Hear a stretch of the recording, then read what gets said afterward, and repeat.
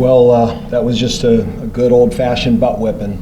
So Clemson played great. We played poorly. As a program, we've got to own it.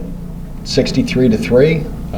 I'm the head coach of it. The assistant coaches are the assistant coaches of it, and the players are the players of it. We've got to own it. And we've got problems right now, and we need to get to a bye week and kind of reset the season and get things fixed and get healthy. And we just gotta figure some things out. I didn't see this coming, but they played really well and we didn't.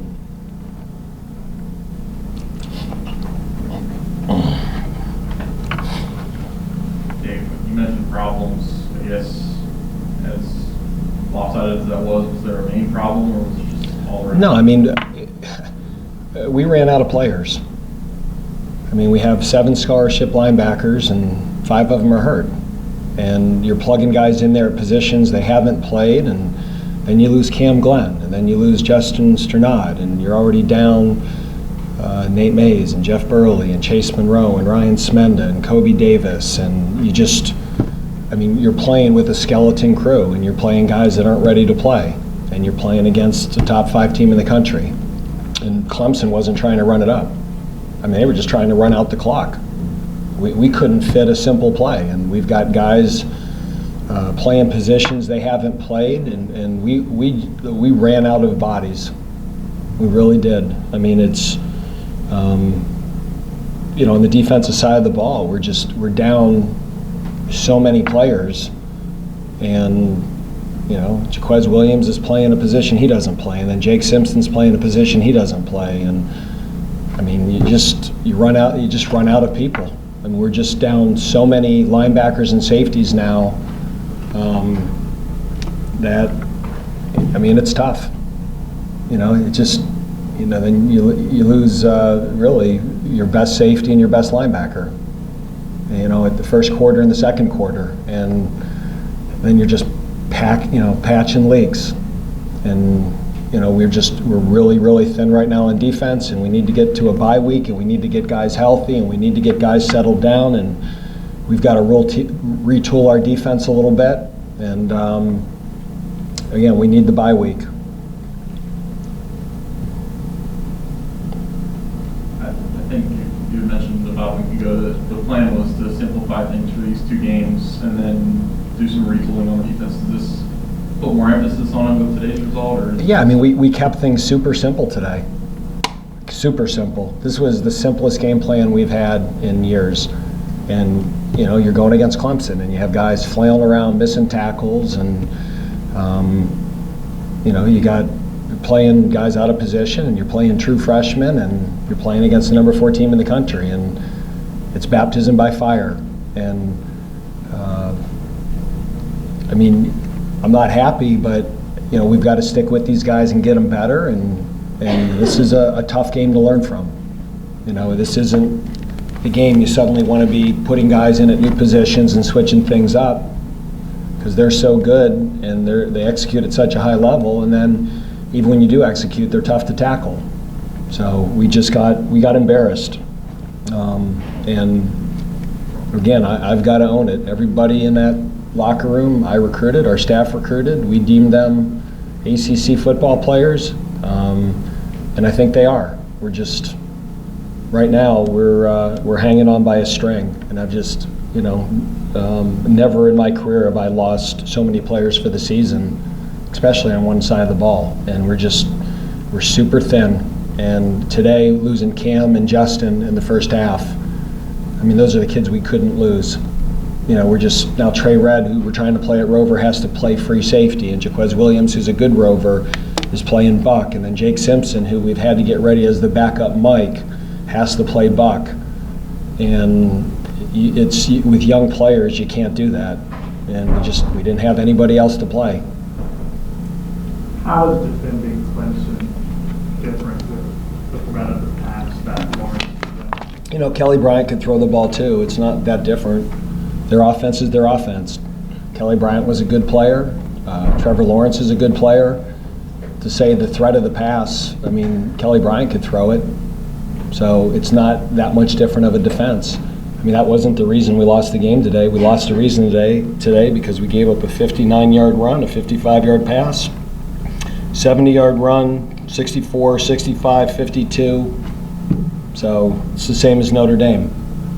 You know, when we get in space against good people, we're not getting them on the ground. And we're going to continue to play good people.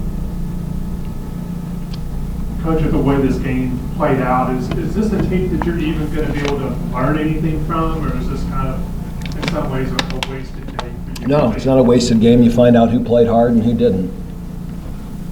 Who, when we were down 56-3, kept playing hard and selling out. Those are the guys you build it back with and win with. And we'll see if guys took plays off and loased and didn't swarm to the football and stop running.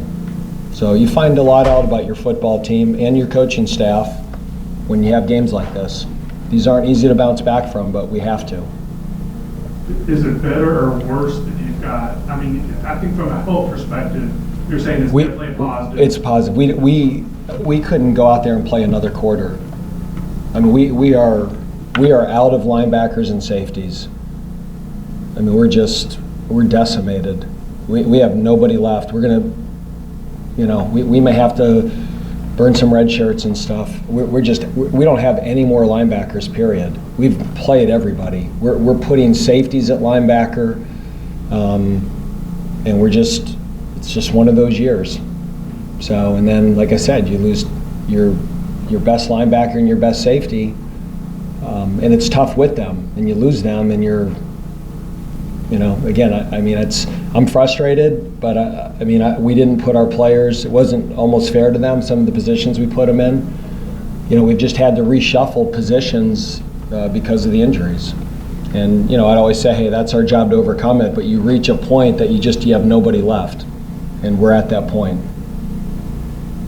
You mentioned watching the tape. How easy is it to identify the guys who are selling out? You watch the tape. I mean, they're running hard and playing hard and going to the whistle, then that's good. If they're not, they're not. I mean,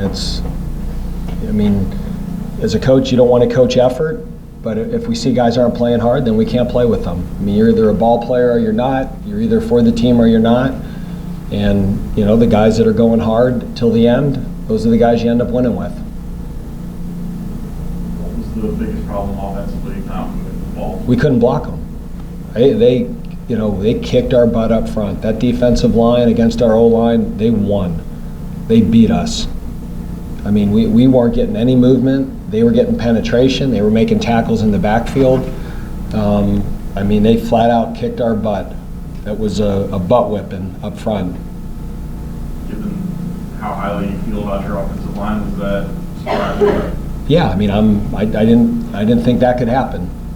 So, again, but that's us. We got to own it and learn from it. And, you know, those guys are banged up too. Phil's banged up and Jake Benzinger's banged up. And, you know, again, there's a group that they can go too deep and keep guys fresh. And they've got 4 draft picks in the starters and probably future draft picks in the backups. And, you know, when you play the Notre Dames and the Clemsons that have that type of depth, if you're not 100% healthy, it becomes very uphill. So. What's the level of optimism? I know this is obviously a bad day, but what gives you hope that you can turn what you saw today around to a strong finish in the final 6 games? I mean, there's no other option. What other choice? I mean, we got to get better. We've got to figure it out. You know, we're just so inconsistent right now, and I mean, it's a bye week. We've got 6 ACC games left. And we've got to figure it out. So, again, I think we've got good players. Right now, I'm not doing a very good job of coaching them and putting them in the right spots, and that's on me, and I own it. And this one's on 63-3. It's a program loss.